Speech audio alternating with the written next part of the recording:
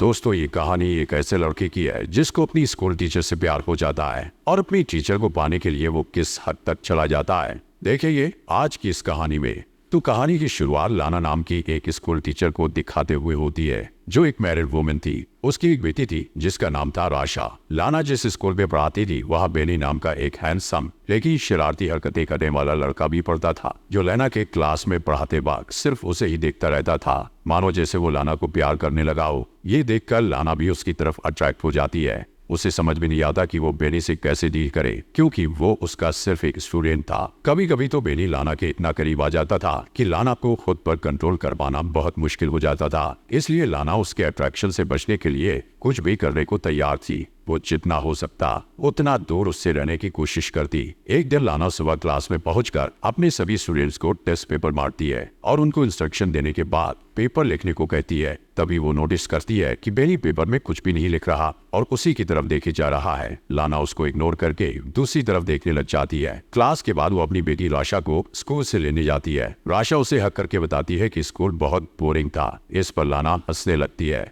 फिर वो राशा को कार में बिठाती है कि तभी उसकी नजर बेनी पर पड़ती है, जो अपने डॉग को टहला रहा था। वो थोड़ी देर बेनी को देखने के बाद कार ड्राइव करके चली जाती है। अगले दिन लाना की एक स्टूडेंट जर्मनी क्लास में प्रेजेंटेशन देती है। तभी लाना की नजर दो लड़कियों पर पड़ती है जो फोन पर मूवी देखकर हंस रही थी। लाना उन्हें वार्न करते हुए फोन को अपने बैग में रखने को कहती है, पर वो लोग नहीं सुनती। तो लाना उनसे उनका फोन मांग लेती है और कहती है कि वो क्लास के बाद उनका फोन लौटाएगी। इस पर वेलरी नाम की लड़की लाना को फोन देते हुए उसे गंदी चुड़ैल कहती है, जिसे सुनकर क्लास के बाकी स्टूडेंट्स हंसने लगते हैं। लाना उस लड़की को कहती है कि वो स्कूल अथॉरिटी से उसकी शिकायत करेगी। जब ब्रेक के टाइम लाना चाय पी रही थी, तभी अचानक उसकी नजर बेनी पर पड़ती है, जो वेलरी को परेशान कर रहा था। बेनी वेलरी के बैग से सारा सामान निकालकर फेंक देता है। इतना ही नहीं, वो उसकी साइकिल को भी पटक कर खराब कर देता है। इस घटना के बाद लाना स्टाफ रूम में बैठी एक दूसरी टीचर के साथ बेनी के बारे में बात करती है। वो उसे बताती है कि वो बेनी के बारे में क्या सोचती है और बेनी कैसा रिएक्ट करता है। वो उस टीचर से उसकी राय लेना चाहती थी, पर वो टीचर कंफ्यूज हो जाती है और उसे समझ नहीं आता कि क्या राय दे। तब लाना उससे कहती है कि उसे परेशान होने की जरूरत नहीं। अगले दिन क्लास के बाद लाना बेनी से कहती है कि वो उससे कुछ बात करना चाहती है। वो उसे खाली क्लासरूम में ले जाती है और बैठने को कहती है। फिर उसका हालचाल जानने के बाद वो उससे पूछती है कि उसे स्कूल में अच्छा लग रहा है या नहीं, पर बेनी उसकी किसी भी बात का जवाब नहीं देता और उल्टा लाना से पूछता है कि वो उससे क्या चाहती है। लाना उससे कहती है कि उसे उसकी फिक्र है और ये भी कहती है कि उसे अपनी क्लास की लड़की के साथ बुरा बर्ताव नहीं करना चाहिए था। फिर उसे समझाते हुए वो उसके घुटने पर हाथ रखकर कहती है कि उसे कोई हेल्प चाहिए तो बताए, पर बेनी उसके हाथ की तरफ देखकर मुस्कुराने लगता है। तो वो तुरंत अपना हाथ हटा लेती है। बेनी कहता है कि उसे नहीं लगता कि वो सचमुच उसकी हेल्प करना चाहती है। लाना कहती है कि उसे उसके फ्यूचर की फिक्र है, क्योंकि पिछले टेस्ट में वो फेल हो गया था। लाना की बात सुनकर बेनी हंसने लगता है और कहता है कि फालतू की बातें करने की जगह वो सच बताए कि वो उससे क्या चाहती है। लाना को कोई जवाब नहीं सूझता, तो वो मीटिंग का बहाना करके वहां से चली जाती है। लेकिन जाने से पहले बेनी से कहती है कि जो कुछ भी वो कह रही थी वो उस पर गौर करे।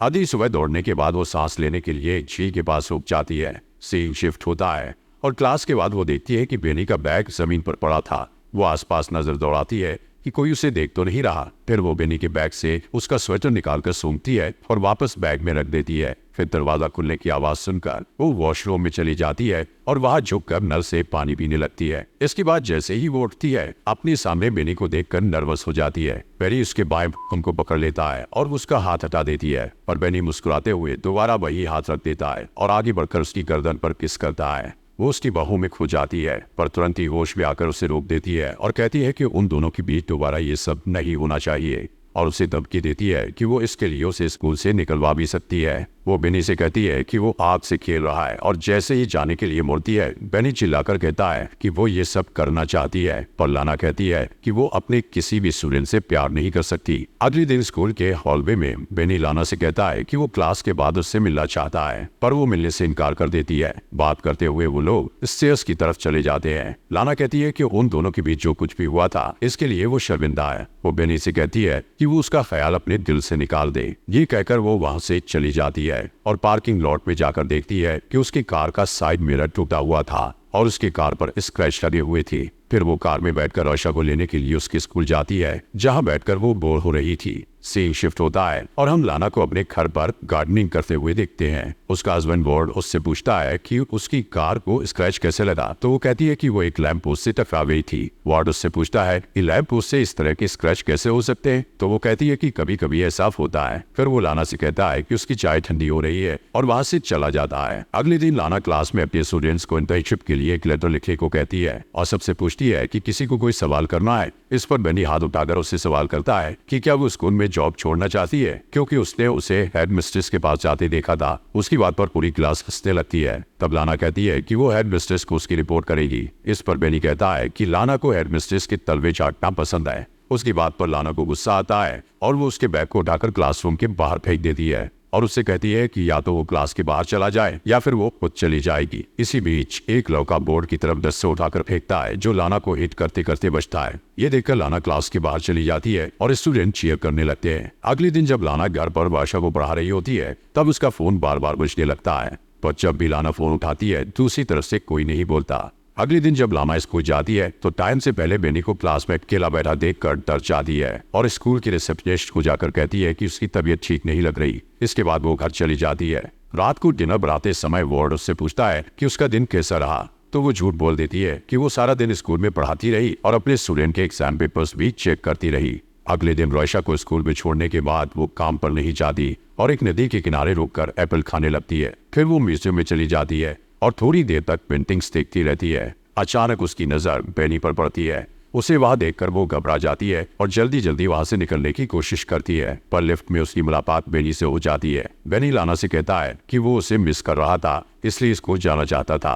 फिर वो उसके बॉसम को छूने के लिए आगे बढ़ता है। लाना भी आउट ऑफ कंट्रोल होकर उसे 2 बार किस करने की कोशिश करती है, पर बेनी उसे रोक देता है और अपनी उंगलियों को उसकी बॉडी पर फिराने लगता है। उस रात नाना को बार बार बुरे सपने आते हैं कि उसकी फैमिली उससे दूर हो गई है और वो घबराकर जाग जाती है। अगले दिन वो चुपके से स्कूल के एडमिनिस्ट्रेटर के ऑफिस में चली जाती है और वहां से एग्जाम पेपर चुरा कर लाती है। और जब सारे स्टूडेंट लंच करने के लिए कैफेटेरिया में चले जाते हैं तो बेनी को बचाने के लिए वो पेपर्स उसके कोट में रख देती है। अगले दिन लाना ब्रेक रूम में बैठी दूसरी टीचर से बात करते हुए देखती है कि कुछ सिक्योरिटी वाले बेनी को पकड़कर कहीं ले जा रहे थे। दोस्तों, आगे बढ़ने से पहले आपसे गुजारिश है कि अगर आपको हमारी वीडियो पसंद आ रही है तो प्लीज अपने फॉक्स एक्सप्लेनर हिंदी चैनल को सब्सक्राइब कर लीजिए, जिससे आपको ऐसी अमेजिंग वीडियोस मिलती रहे। अब एग्जाम पेपर चुराने के इल्जाम में बेनी को स्कूल से निकाल दिया जाता है। उसके जाने के बाद लाना उसे मिस करने लगती है और उसके साथ बिताए हुए पलों को याद करती है। एक दिन लाना और आशा एक बुक स्टोर में जाते हैं। आशा को अपने फ्रेंड किम को गिफ्ट करने के लिए बुक खरीदना था, पर वहां जाकर आशा कपड़े से बना हुआ एक जानवर लेने की जिद करने लगती है